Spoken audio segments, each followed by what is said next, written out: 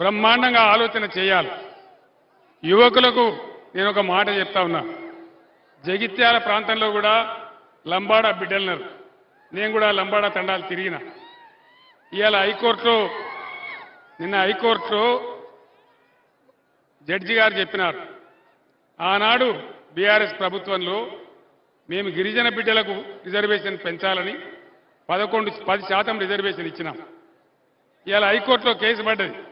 ప్రభుత్వం గట్టిగా వాదించాలి కదా, తీయాలి కదా, శాస్త్రీయంగా లెక్క చేసి చెప్పినాం కదా, వాళ్లకు పెట్టే పరిస్థితి లేదు. తెలంగాణ ఆనాడు వరద కాలువను రిజర్వాయర్ చేసుకుంటే బ్రహ్మాండంగా 10 నెలల పాటు కాకతీయ కాలువ నడిస్తే మీకు బ్రహ్మాండంగా వడ్లు వండినాయి.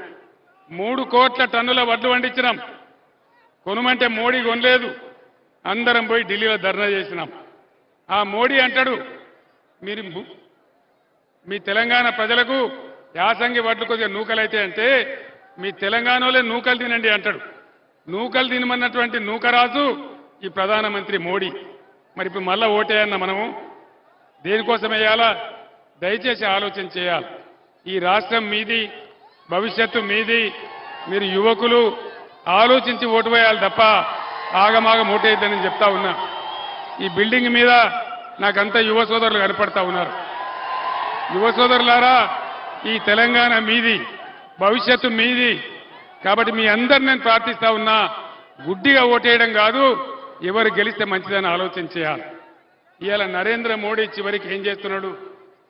మనకున్నది ఒకటే గోదావరి నది. ఈ గోదావరిని కూడా నేను తమిళనాడుకు తీసుకుపోతా, కర్ణాటక తీసుకుపోతా అంటా ఉన్నాడు.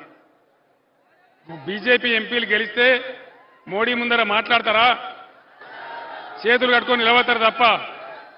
అదే బీఆర్ఎస్ ఎంపీలు గెలిస్తే పార్లమెంటులో దద్దరిల్లేటట్టు కొట్లాడతారు. మన గోదావరి మనకు ఉండాలన్నా, మన కృష్ణా నీళ్లు మనకు దక్కాలన్నా, మన హక్కులు మనకు ఉండాలన్నా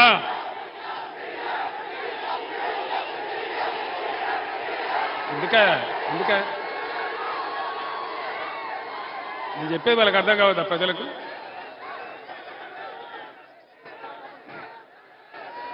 నేను ఒక్కటే మాట తెలంగాణ ప్రజలను కోరేది, దయచేసి మీ కండ్ల ముందటనే మీ గోదావరిని నేను ఎత్తుకొని పోతా నరేంద్ర మోడీ అంటున్నాడు. ఈ ముఖ్యమంత్రి ఏమో సపోర్ట్ చేయడు. మరి గోదావరి పోనా? ఎవరు కాపాడాలి గోదావరిని? బీజేపీ ఎంపీలు గెలిస్తే మాట్లాడతారా?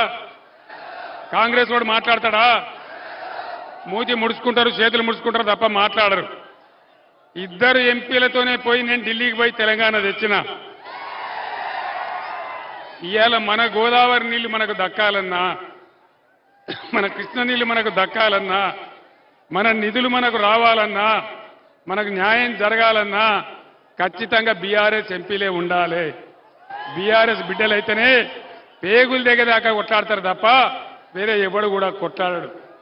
జగిత్యాలలో చాలా మంది రచయితలు ఉన్నారు, మేధావులు ఉన్నారు, మా రమణయ్య సార్ లాంటి పెద్దలున్నారు. మీ అందరికీ కూడా నేను దండం పెట్టి చెప్తా ఉన్నా, మీ తెలంగాణ బిడ్డగా నేను తెచ్చి తెలంగాణ ఎంత బాగా చేసినో మీ కళ్ళారా మీరు చూసినారు. ఇవాళ నా కళ్ళ ముందరనే తెలంగాణ ఆగమైతుంటే నేను పిడికిలి బిగించి మళ్ళీ పోరాటానికి వచ్చినాను.